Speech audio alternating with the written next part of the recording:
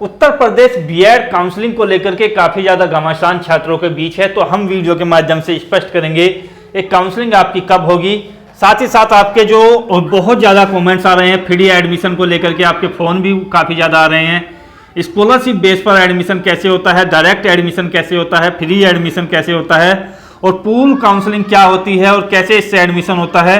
छात्रवृत्ति के बारे में काफी संशय बना हुआ है लोगों के बीच, क्या डायरेक्ट एडमिशन में छात्रवृत्ति आती है, काउंसलिंग के द्वारा छात्रवृत्ति आती है, या किन छात्रों की छात्रवृत्ति आती है, ओबीसी वालों की, जनरल वालों की, एससी वालों की। तो मैं सारी चीजें क्लियर करूंगा कि कितने % पर आपकी छात्रवृत्ति आती है और कितने पर आपकी नहीं आती है। तो सबसे पहले जो भी दोस्त वीडियो को देख रहे हैं वो वीडियो को लाइक कर दें, ये आपका दायित्व बनता है जिससे हमें मोटिवेशन मिलता है। यहां पर बात करते हैं आपकी काउंसलिंग डेट के बारे में। सबसे शुरू में तो देखिएगा, काउंसलिंग के लिए जो है रुहेलखंड यूनिवर्सिटी बरेली की ओर से जो हमने जानकारी प्राप्त करने का प्रयास किया गया, तो हमें केवल इतनी जानकारी मिली है कि आपकी जो काउंसलिंग है वो देखिएगा सितंबर के सेकंड वीक में, यानी कि सेकंड वीक से आप समझ सकते हैं कि 10 तारीख के आसपास आपकी जो काउंसलिंग की प्रक्रिया है वो शुरू हो जाएगी। यानी कि आप ये मान करके चलिएगा कि 8 से 15 सितंबर के बीच आपकी जो काउंसलिंग है वो यहाँ पर शुरू हो जाएगी। इस तरीके की जानकारी जो है रुहेलखंड यूनिवर्सिटी बरेली की ओर से दी गई है। काउंसलिंग में देरी होने का कारण पूछने पर उन्होंने जानकारी दी कि काफ़ी ज़्यादा कॉलेज ऐसे हैं जिनकी मान्यताएं इस बार जो है रद्द की गई हैं बीएड के पर्पज से, तो उन सभी कॉलेजों का जो है डेटा मांगा जा रहा है, सभी यूनिवर्सिटी से मान्यता प्राप्त कॉलेजों का।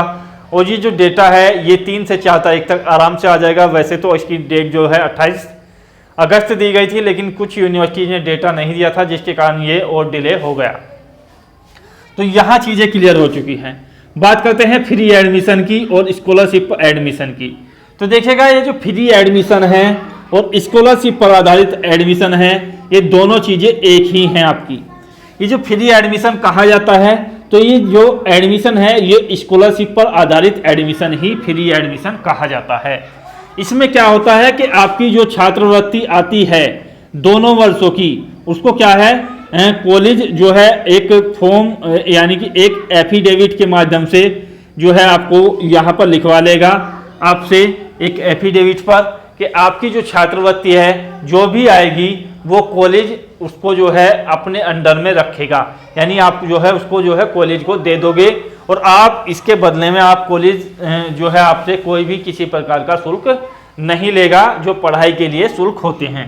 तो ये होता है आपका फ्री एडमिशन, यानी कि छात्रवृत्ति पर एडमिशन इसको आप बोल सकते हैं, या फ्री एडमिशन इसको बोल सकते हैं।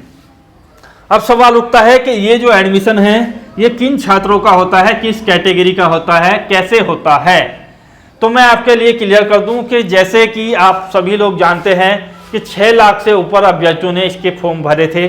जिन लोगों ने रिटन एग्जाम्स दिया, रिटन एग्जाम्स में भले ही आपके कुछ मार्क्स आए हों या ना आए हों, तो इसमें जो सीटें हैं वो लगभग 2 लाख के आसपास हैं।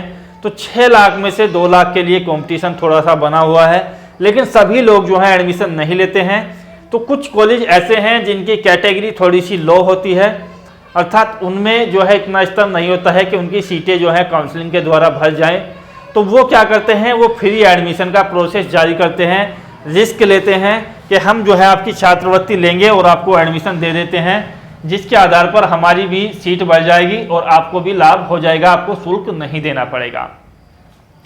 तो इस कैटेगरी में सबसे ज़्यादा जो चुनाव होता है वो एससी और एसटी कैटेगरी का होता है, क्योंकि यदि आपके जो मार्क्स हैं वो 55% से ऊपर हैं स्नातक में और आप एससी या एसटी से कैंडिडेट्स हैं, तो डिस्क्रिप्शन बॉक्स में आपको कॉन्टैक्ट नंबर दे दिया जाएगा। आप ओबीसी से हों, एससी से हों, जनरल से हों, तो आपके जो है कम फीस पर भी एडमिशन हो जाएंगे, स्कॉलरशिप पर भी एडमिशन हो जाएंगे।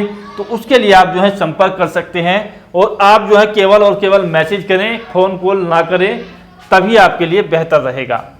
तो यहाँ पर आपको जो है बिल्कुल फ्री एडमिशन दे देते हैं। कुछ कॉलेज जो है 50% तक भी इसको मान्यता कर लेते हैं कि 50% से ऊपर है स्नातक में, तो सरकार उनकी जो स्कॉलरशिप है वो भेजती है 100%। तो वहाँ कॉलेजों का रिस्क बिल्कुल 0 हो जाता है। तो 100% आपकी छात्रवृत्ति आती है, जिसके आधार पर कॉलेज जो है एडमिशन ले लेते हैं इन कैटेगरी का। ओबीसी या जनरल कैंडिडेट्स की बात की जाए तो इसमें क्या होता है कि आपकी जो मार्किंग है यदि 60% से ऊपर है, 60% से ऊपर है तो आपको जो है प्रथम वर्ष में स्कॉलरशिप आ जाती है। और अन्यथा जो आपकी मार्किंग है वो 50% से कम में तो वैसे भी आपका एडमिशन नहीं होता है, तो आपकी पहले साल में स्कॉलरशिप नहीं आती है, दूसरे साल में आपकी आती है। तो आपको जो है स्कॉलरशिप के आधार पर एडमिशन इसलिए नहीं दिया जाता है। यहाँ यदि 70% से ऊपर है तो आपके चांसेस जो हैं 70 से 75% ये रहते हैं कि आपकी स्कॉलरशिप आ जाए। लेकिन ये जो 25% वाला रिस्क है ये ज़्यादातर कॉलेज नहीं लेते हैं।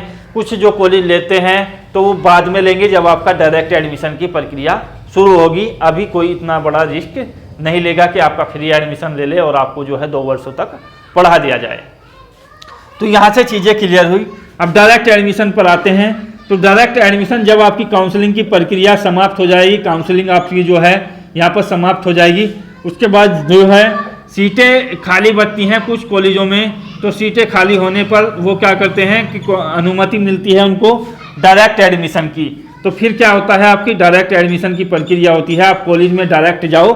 जिन लोगों ने भी एंट्रेंस एग्जाम दिया है अपना जो है आप दिखाओ स्कोर कार्ड और रैंक कार्ड जो भी आपका आया हुआ है, और आप जो है डायरेक्ट एडमिशन ले सकते हैं, कॉलेज से बात कर सकते हैं। कम फीस पर आपका एडमिशन हो जाता है। लगभग दोनों वर्षों का आपका 50-55 हज़ार में निपटारा हो जाता है। बड़े आसानी से स्कॉलरशिप आपकी रहेगी। और जो स्कॉलरशिप के आधार पर एडमिशन मिल जाता है वो 0 फीस पे मिलता है। तो उसमें क्या है कि आपको शुल्क नहीं देना पड़ेगा, लेकिन आपकी स्कॉलरशिप जो है वो कॉलेज रख लेता है। तो यहाँ से बात आपकी क्लियर हो जाती है डायरेक्ट एडमिशन की। कई कैंडिडेट्स पूछ रहे हैं कि पूल काउंसलिंग और स्कॉलरशिप किसकी आती है किसकी नहीं आती है, या काउंसलिंग से एडमिशन पर स्कॉलरशिप आती है डायरेक्ट पर नहीं आती है, ऐसी धारणा है उसको भी मैं दूर करूंगा। पहले पूल काउंसलिंग को आप समझ लीजिएगा। तो पूल काउंसलिंग जो है वो इस तरीके की काउंसलिंग होती है जब आपकी काउंसलिंग जो है समाप्त हो जाती है, यानी कि काउंसलिंग आपकी जो है यहाँ पर पूरी हो गई है। तो काउंसलिंग की पूरी प्रोसेस होने के बाद आपको जो है 5 से 6 दिन का टाइम दिया जाता है। आपको री काउंसलिंग इसको बोला जाता है, री काउंसलिंग इसको बोला जाता है, या पूल काउंसलिंग इसको बोल सकते हैं। कि इसमें इन लोगों को मौका दिया जाता है जो लोग कैंडिडेट काउंसलिंग कराना चाहते हैं, किसी कारण से नहीं करा पाए, तो आपको जो है दोबारा मौका दिया गया है। इसको पूल काउंसलिंग बोलते हैं। इस पूल काउंसलिंग के समाप्त होने के बाद जब ये पूल काउंसलिंग भी आपकी जो है समाप्त हो जाती है, तब आपका डायरेक्ट एडमिशन का प्रोसेस होता है। तो पूल काउंसलिंग का इतना बड़ा मैटर नहीं है, तो पूल काउंसलिंग से आप बचे ही, क्योंकि काउंसलिंग की प्रक्रिया के बाद पूल काउंसलिंग होती है, तो उसमें कोई ज़्यादा बड़ी बात नहीं है। डायरेक्ट एडमिशन के बारे में आप सोचे या फिर काउंसलिंग से आप एडमिशन के बारे में सोचे। बात आती है छात्रवृत्ति किसकी आएगी किसकी नहीं आएगी, कैसे आपको आय प्रमाण पत्र लगाना है, जिनके पास नहीं है वो क्या करें। तो पहले तो आय प्रमाण पत्र की बात मैं क्लियर कर देता हूँ कि आय प्रमाण पत्र जिन लोगों के पास भी है, सामान्य कैटेगरी है, तो आपके पास 2 लाख से कम का होना चाहिए। 2 लाख से कम आपकी जो है सालाना आय होनी चाहिए, यानी कि वार्षिक आय जो है आपकी 2 लाख से कम होनी चाहिए। अन्य जो कैटेगरी है, चाहे आपकी ओबीसी हो, चाहे एससी हो या एसटी हो, तो आपकी जो आय है वो 5 लाख से कम होनी चाहिए। तो ये चीज़ें आपके लिए आय प्रमाण पत्र में होनी चाहिए, तब जाकर के आपकी स्कॉलरशिप के लिए आप जो है योग्य हैं। पहली बात तो ये क्लियर हो गई है। दूसरी बात ये है कि आपकी जो यहाँ पर काउंसलिंग है, और काउंसलिंग में आपकी जो एडमिशन होता है उसमें आय प्रमाण पत्र जरूरी है या नहीं है, या डायरेक्ट एडमिशन होता है तो आपकी स्कॉलरशिप आएगी या नहीं। तो देखिएगा, डायरेक्ट एडमिशन लो या काउंसलिंग के द्वारा एडमिशन लो, कोई फर्क आपका नहीं पड़ता है स्कॉलरशिप पर। स्कॉलरशिप का जो फॉर्म है एडमिशन के बाद आपका जो है अक्टूबर नवंबर में आप लोग जो है भरेंगे, तो उस पर इस चीज़ का कोई फर्क नहीं पड़ता है। ना ही आपके फॉर्म में ये पूछा जाता है कि आपने डायरेक्ट एडमिशन लिया है या काउंसलिंग के द्वारा लिया है।